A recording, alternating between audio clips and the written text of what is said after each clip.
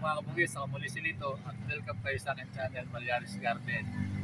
Ang ituturo ko naman po sa inyo ngayon kung paano yung pagpili ng bougainvillea na ilalagay natin sa yahang natin, ganito. Hanging bougainvillea. Ay kung paano yung paggawa. Tara, samahan nyo akong pumili doon sa mga bougainvillea ko doon. Pipili po tayo dito ng yung maganda na panglagay sa mga ganun, hang. Ako ang gusto ko sana yung yung hindi patayo.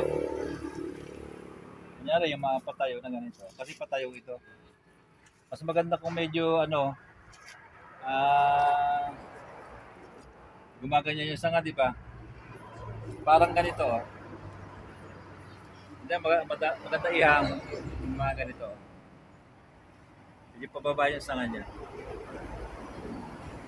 Meron pa dito.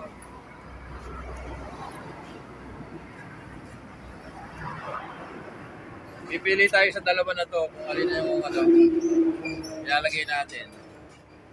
Di ba maganda? Kasi mas maganda itong pababa kaysa sa patayo kasi hangin. Hangin natin. O tara, punta tayo doon. Sa sample ko sa inyo na ito ang lalagay natin. Medyo maliliit pa lang. Itong dalawa na to. Ito yung ganito na paglalagyan natin. May nabibili sa palengke na ganito. Mura lang ito. Magkano ito? Tatlo 100. Tatlo lang 100 nito. Tatanggalin nyo lang muna yung sabit. Yung nakasabit na ganito. Pagkara, napakabilis lang. Napakabilis lang gawin. Tanggalin nyo muna yung dalawa. Yan. Dapat lang may tuntungan na ganito. Ganyan nyo lang.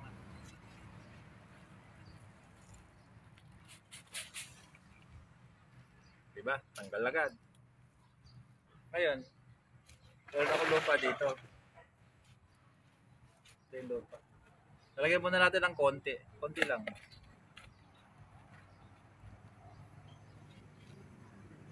Ngayon,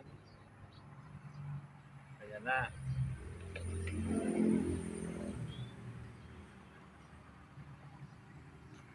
Gusto ko kasi yung medyo pababa yung bulaklak, di ba? Yung sanga niya. Ayan, sakto-sakto. Bilis lang. Kaya nyo gawin. Napakabilis lang. So, pero mas maganda kung pababa yung sanga, di ba? Ayan, dadagdagan natin ng konting. Medyo luma kasi itong ginamit natin eh. Kaya hindi masyado maputi, di ba?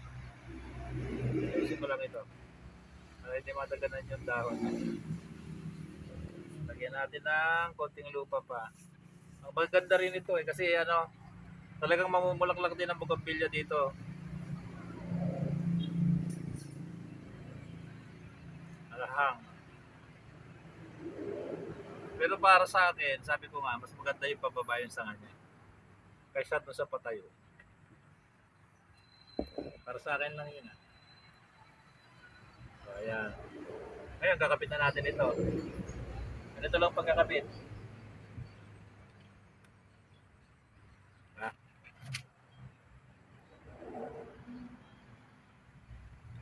Pasok natin na ganon. Ayan na.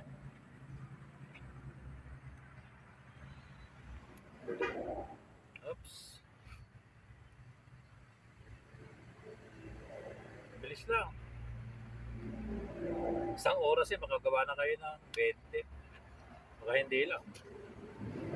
O, di ba? Maganda na. O, ganun lang. Bilis lang. Kaya lang dapat yung kukuhanin nyo na na yung pat nung yung ilalagay ninyo, yung sakto lang dito, yung medyo maliit sana para hindi na kayo magbawas. Kasi kung magbabawas kayo, baka hindi kayo masyadong sure, baka may mapitak, malalanta pa, di ba? Bigyan muna natin yan.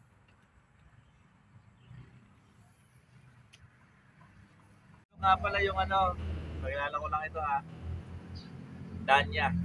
Kasi yung sanga nito pagka maliliit pa nakababa na ganyan.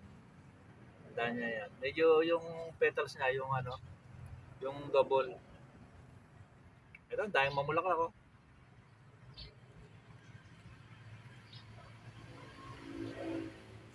Ito naman isa.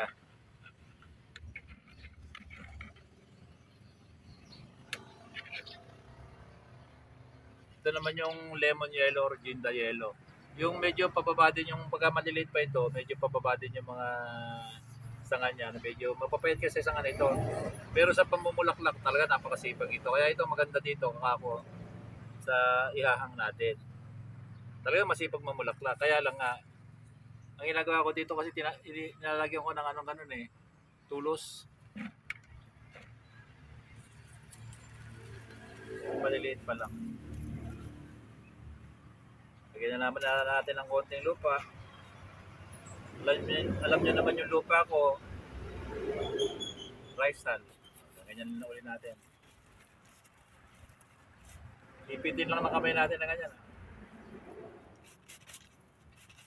Iyak. Ang dami ugat oh. Basang-basa, di ba? Lagi umuulan eh. Lagyan natin ng ganyan.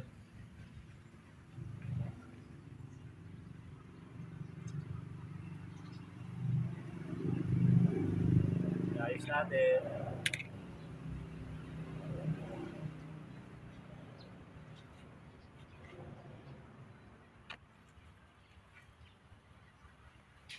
Kasi pagka medyo maliliit pang ganitong bougainvillea, dapat maingat talaga eh.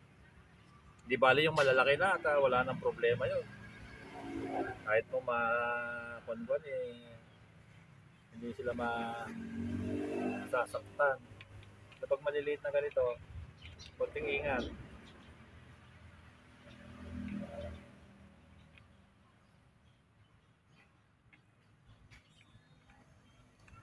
Pasok ulit natin.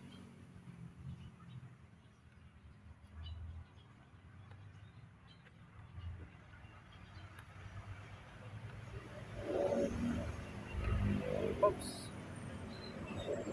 Ito naman. Dali lang ipasok ito eh. Kaya lang medyo luma na kasi ito. Kaya dapat ingat kasi baka mabali luma na eh.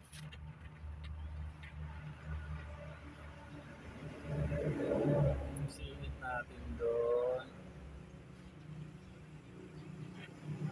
Kung bago, hindi maano. Ayun.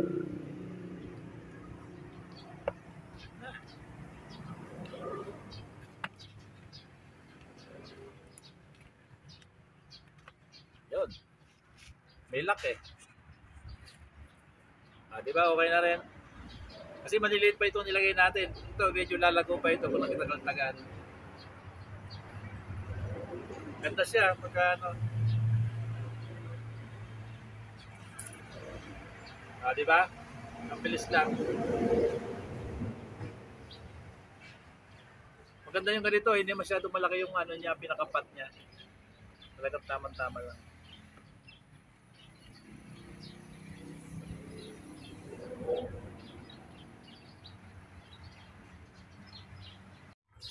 May nagpapa-shoutout medyo malayo si Eugene Ramos ng Lutod Labis. Shoutout sa iyo, sir. Nabasa ko na akong ito kagabi. Merong nagpa-shoutout sa akin eh, hindi ko mahanapan niya yung kung nasaan. Ka magpapa-shoutout kayo, lilista ko na agad basta nabasa ko. Kasi busy lagi sa trabaho dito sa garden. Yung mga kuhan, sa gabi na ako nagsasagot ng mga comment karamihan o sa madali ng araw. Pag nababasa ko yung iba, marami tayong trabaho dito sa garden, hindi natin mapasyal lahat yung mga comment, kaya pasensya na yung mga nagpa-shoutout na hindi ko na-shoutout. Umulit na lang kayo at baka ililista ko na agad. At yung mga lagi na nanonood sa akin, shoutout sa inyo lahat. Ngayon, natuto na kayo gumawa ng ganito. Madali lang. Simple-simple lang yung paggawa ng ganito. Ito, talagang mamumulaklak siya. Ganyan. Pero dapat ilalagay nyo sa sa medyo mainit na lugar. Mainitan.